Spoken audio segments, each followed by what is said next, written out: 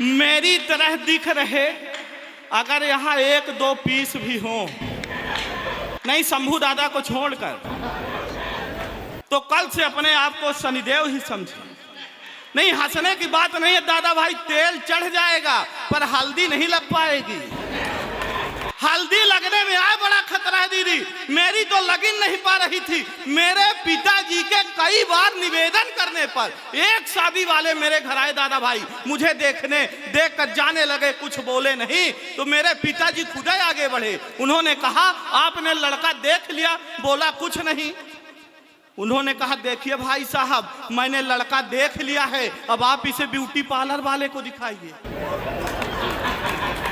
पिताजी ने कहा शादी ब्याह लड़के और लड़की का संबंध है, आप लड़की को दिखाइए। तब जाकर फिर लड़की मुझे देखने के लिए आई। आधा घंटे तक लड़की हमको देखती रही, हम लड़की को देखते रहे। ना लड़की मुझसे कुछ बोल रही थी, ना हम लड़की से कुछ बोल रहे थे। आधा घंटे बाद लड़की ने हिम्मत करके बोली कि भाई साहब लड़का अपाई है, भाई साहब लड़का अपाई है। मैंने कहा जी बहन जी हम ही हैं। उसने पूछा जब हम आपसे विवाह कर लेंगे तो आप मुझे क्या मानेंगे? मैंने कहा जिंदगी। उसने कहा लानत है ऐसी जिंदगी पर जो आपसे विवाह करना पड़ जाए।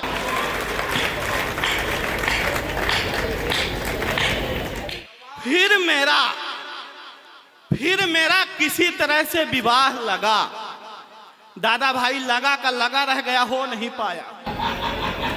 जैसे ही मेरा विवाह लगा उसके बाद कोरोना काल लग गया, लॉकडाउन लग गया। सब होने वाली अपनी दुल्हन से वीडियो कॉल में बात कर रहे थे, मैं नहीं कर पाया। मैं अगर कर लेता और वो देख लेती, सब मामला वही समाप्त हो सकता था। तो मैंने उसे बताया कि कहाँ मिलो तो क्या हो सकता है कि फोन में ही की है बात, दिन दिन रात रात 4G का लाभ है कि दिन ना उठाया है। प्रेम में पड़े हुए थे, प्रेम में जड़े हुए थे, प्रेम प्याला पी के प्रेम गीत गाया है। मैं गीत भी बहुत अच्छा गाता हूँ। ये तो दादा भाई आप लोगों का परम सौभाग्य है कि आज नहीं गा रहा हूँ, नहीं तो मैं तो बचपन से गाता हूँ दादा, मैं तो बचपन से गाता हूँ। मैं तो अपने घर में गा रहा था तो मेरे पिताजी कहते थे बेटा तू रेडियो में गाया कर, बेटा तू रेडियो में गाया कर। मैं पूछा क्यों पिताजी? बोले बेटा रेडियो को बंद भी कर सकते। फिर मैं विद्यालय में गया तो मेरे गांव वालों ने कहा बहुत अच्छा गाता है, इसको बॉम्बे भेजो, बहुत अच्छा गाता है, इसको बॉम्बे भेजो। फिर मैं बॉम्बे गया और बॉम्बे में गीत गाया तो बॉम्बे वालों ने भी कहा बहुत अच्छा गाता है, जहां से आया वहीं भेजो। क्योंकि जैसे ही मैंने बॉम्बे में अपना सुर लगाया, सुर असुर का रूप धारण कर लिया। मैंने तरन्नुम छेड़ा तो लोग जहन्नुम की ओर जाने लगे। मुझे उसी एक गीत पे 2 अवार्ड मिल गए, छोटा अवार्ड गीत शुरू करने के लिए और बड़ा अवार्ड गीत बंद कर देने के मिला। तब से नहीं गाता कि फोन में ही की है। मैं पढ़ा लिखा विद्वान व्यक्ति हूँ। एक बार तो मैंने अर्जी लिख दी थी कि सेवा में श्रीमान प्रधानाचार्य महोदय विद्यालय बिंदी बिंदी बिंदी विषय फीस माफ करने हेतु आवेदन पत्र। मान्यवर निवेदन है कि मैं घर से 1500 रुपए फीस के लेके निकला था। रास्ते में मेरी गर्लफ्रेंड पूजा मिल गई, उसके ऊपर इंप्रेशन जमाने के चक्कर में मेरी मत मारी गई। मैं उसे चौपाटी लेके चला गया, उसको वहीं खिलाया पिलाया, 1500 रुपए वहीं उड़ाया। तभी मैंने देखा सर आप भी आरती मैडम के साथ,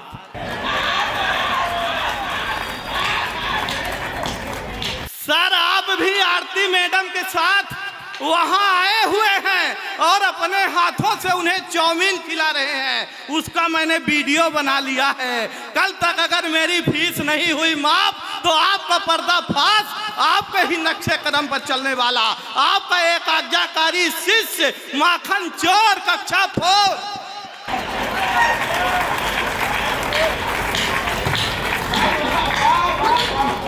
टेंशन लेकर सुनना नहीं है, टेंशन लेकर सुनना नहीं यह टेंशन दादा भाई कावे कहाँ कैसे आ जाए किसी को पता नहीं है।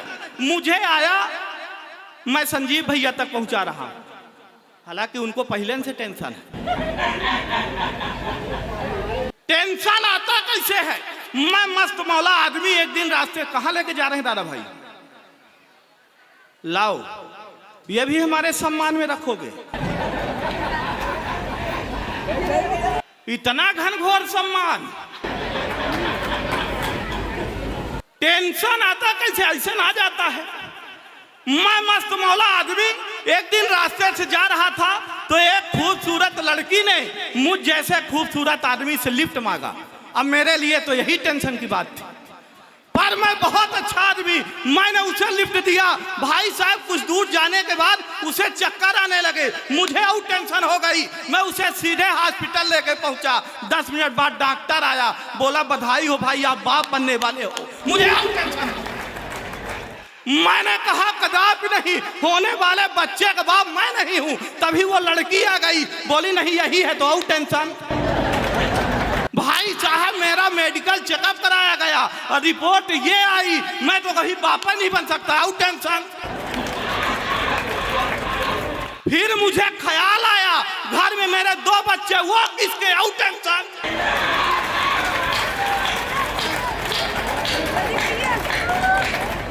इतने में लठूरी लठ दादा का फोन आया, बोले बेटा तुझे इतनी टेंशन है तो तू मेरे इधर चला आ।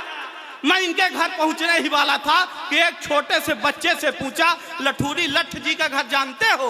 बोला हाँ यही बगल वाला, जहां से मियाँ बीवी की लड़ने की आवाज आ रही। तो मैंने पूछा तुम उन्हीं के बेटे हो? बोला इसी बात पे तो अंदर झगड़ा चल रहा था, आउ टेंशन। कोई दिक्कत नहीं, समय की अपनी एक सीमा है, हमको दादा तक पहुंचना है। गीतों के शिखर पुरुष, बड़ी लंबी टीम है, एक 1.5 मिनट की रचना पढ़कर अपना स्थान लेना चाहूंगा। आज ये दौर की था, अच्छा आजकल बड़े फोन आते हैं कि वो OTP दे दीजिए, ये दे दीजिए, वो दे दीजिए, लोन ले लीजिए, बहुत फंसाया जा रहा है। लेकिन मैं विद्वान आदमी, अब मैं लटूरी लठ दादा का चेला, कैसे OTP दे देता? ये तो बड़े ये यहाँ रहते हैं, ये शंकर भगवान के बड़े पुजारी हैं, बड़े विद्वान आदमी हैं।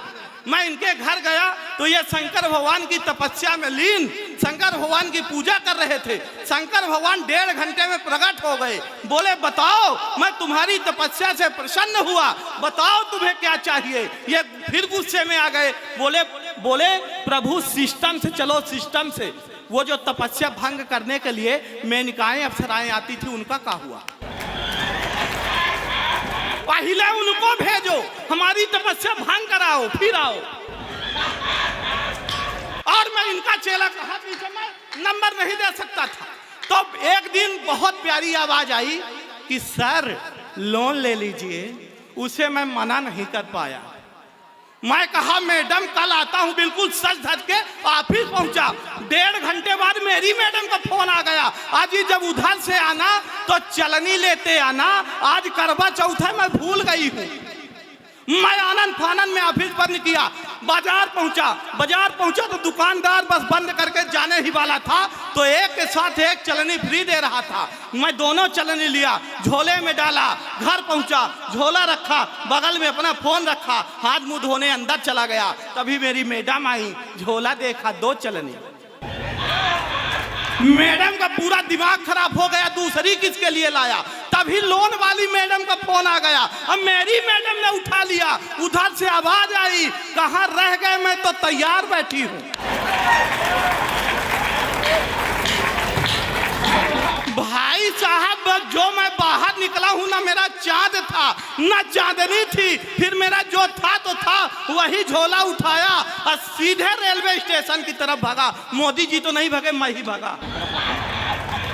ट्रेन पर चढ़ने ही वाला था, भाई साहब के ऊपर से आवाज आई, कहाँ जा रहे हो? आज ये ट्रेन पटरी से उतर जाएगी। मैं एयरपोर्ट की तरफ भगा, प्लेन पर चढ़ने ही वाला था कि फिर ऊपर से आवाज आई, भाई साहब कहाँ जा रहे हो? आज ये प्लेन क्रैश हो जाएगा। मैं बस स्टैंड की तरफ भगा, बस पर चढ़ने ही वाला था कि फिर ऊपर से आवाज आई, कहाँ जा रहे हो? आज ये बस खाई में गिर जाएगी। मैंने पूछा कौन हो? बोले भगवान। मैंने कहा हे भगवान, जिस दिन मैं घोड़ी में चढ़ रहा था तो आपका गला बैठ ही गया था का?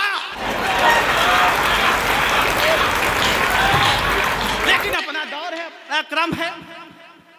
आजकल नाम से कुछ नहीं होता, काम करना पड़ता है। जिसका नाम बहादुर है उसको कोई पीटे जा रहा है, जिसका नाम प्रकाश है वो अंधेरे में बैठा है। मेरा नाम माखन है।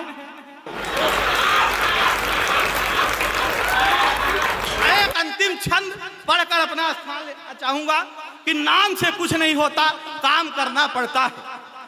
आज का ये दिन कि तेरे मन में अगर प्रभु का ख्याल नहीं होता, वीर पुरुष कभी तुम्हारा माल नहीं होता।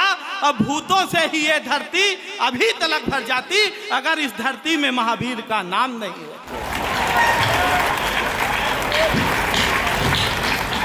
कि माता पिता गुरुओं की सेवा नहीं किए तो ईश्वर के बंधन से कुछ नहीं होता है। बोया है बीज तुमने यार ये बबूल के तो चंदन समझने से कुछ नहीं होता है। पाई थी कुर्सी तब यार कुछ किया नहीं, अब ये घड़ियाली करंदन से कुछ नहीं होता है। और सत्य और धर्म वाले मार्ग न चले तो तुम नाम रघुनंदन से कुछ नहीं होता।